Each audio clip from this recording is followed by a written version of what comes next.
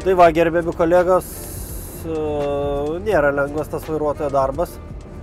4 naktis, o dabar yra Lietuvoje pas jūs 11, pas mus 10. 4 naktis, kaip startuojam ir važiuosime vėl visą naktį. Principe, važiuosim rytoj iki kažkur tai 17 valandos. Dabar va startavę. Turime pasiekti rytoj Dortmundą, čia yra apie 1300 km.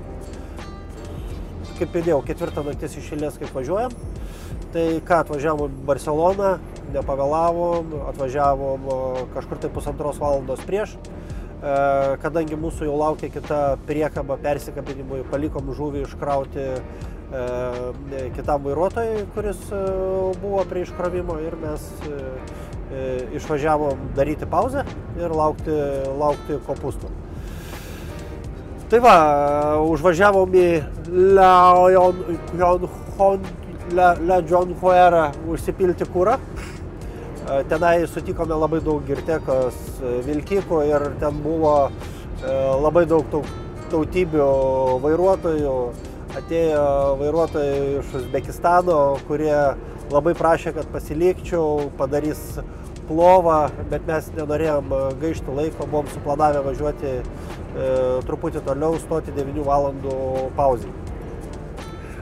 Kas labai faina yra, atvažiavo jaunas vaikinukas, atvežė mums kopūstus, padarėm interviu, tikrai paklausysit, kaip žmogus kabinasi ir nenori būti tik tai vairuotojų, kokių planų turi į ateitį. Tai tikrai labai džiugu turėtų įmonėje tokius vairuotojus, bet apie tai turbūt išgirsime vėliau. Kas dar buvo labai faina, atvažiavus į parkingą, aš parkavausi pauziai. Priėjo kitos lietuviškos įmonės vairuotojas ir sako, šitas vilkikas turbūt yra pats populiariausias šiandien dieną vilkikas Europoje, stebime ir labai įdomu. Tai irgi labai džiugu, kad ne tik tai girtekos vairuotojai stebi, bet ir daugiau. Tai ką, turėjom 9 valandų pauzę. Jeigu tai paimti bendrai, turbūt per 9 valandas numygom gal tik 4 valandas. Taip gavosi, nes reikėjo, atvažiavom, norėjom pavalgyti. Tada pasiruošėm perkabinimui, numygom 4 valandas, atsikėlėm, nuėjom į parduotuvę, nuėjom išgėrėm kavos, vėl pasidarėm valgyti ir jau kokią valandą iki važiavimo aš irgi atsiguliau, dar pagulėjau, taip snūstelėjau, kad dabar galėčiau vairuoti.